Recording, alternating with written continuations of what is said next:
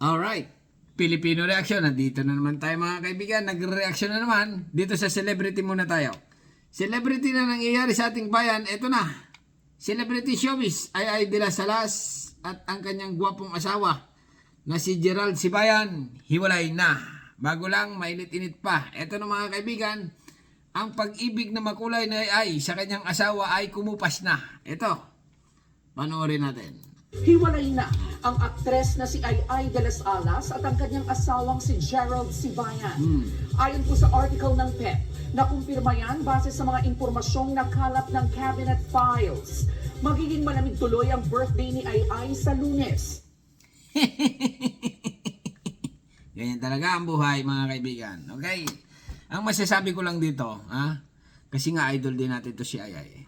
Okay? Kasi nga si Ay dito, matanda na talaga. Itong kanyang asawa, bata pa ito. Sa tingin ko, naghahanap pa ito talaga ng chicks. Okay? Kasi nga, bata pa.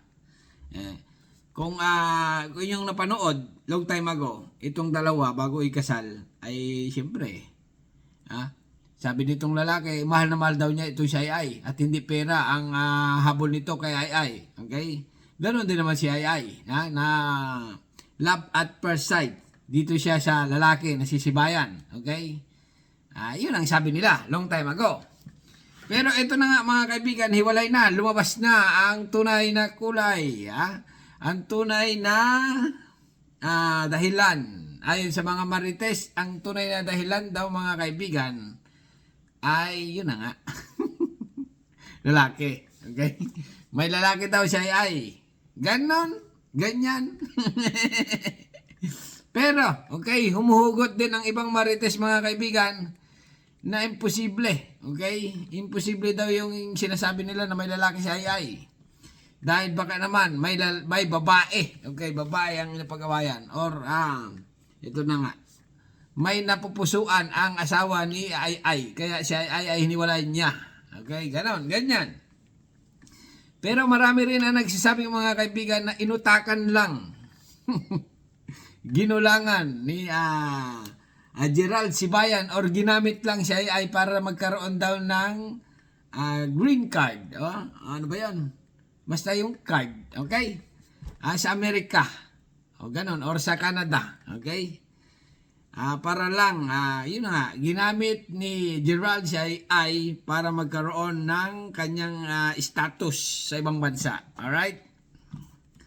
Yan ang ayon sa mga marites.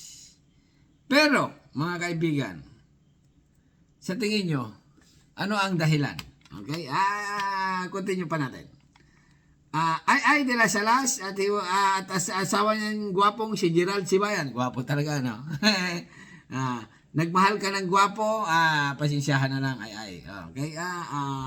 Showbiz lang. Okay, continue. At sa araw na yan daw siya magsasalita. December 2017, nag-ikasal sina Ay at Gerald. Grabe, bagong kasal. Sweet na lang nung araw, Mapapansin nyo mga kaibigan sa picture, yun na nga, sinabi ko, magmahala ng tunay, sila lang daw, forever na, magkisama. Yung sumpaan nila na talagang habang buhay, na magmamahalan, ay ngayon nga, lumabas sa ilong. Talaga naman. Ganon, ibig sabihin ng pana ni Cupido na pinana sa inyong dalawa ay nabunot na. Nawala na ng rabies. Talaga naman. Pero, namapapayo ko lang dito, pag hiwalay na, move on na. Okay? Move on na agad. Kasi nga, malay mo nga, may darating pang iba. Pero sa tingin ko lang, itong dalawa talaga na ito, hindi bagay. Pero, nagkagustuhan sila nung araw. Wala tayong magagawa dyan. Pero ngayon, bahala na sila. Di ba? Pero showbiz lang mga kaibigan. Ito inulit ko, reaction video lang ito dito sa showbiz na nangyayari sa ating bayan. Per review, per reaction. Per na per. Okay, continue lang. Mga kapatid, ito po ang inyong K-Alaman Queen, Kalagarin. Ay, damal. Tapos na? Always remember na ang K-Alaman ay K-Yamanan. Ay, ganon, gayamanan. ubos ang kayamanan ni Ay. Nagmahal ng bata. Okay? Marami niyan eh. Marami niyan sa... Kaya lang, ang karamihan yung batang babae, matanda yung lalaki pag mayaman. Pero ito, kaya ay bata yung lalaki. Baliktad ha? Baliktad.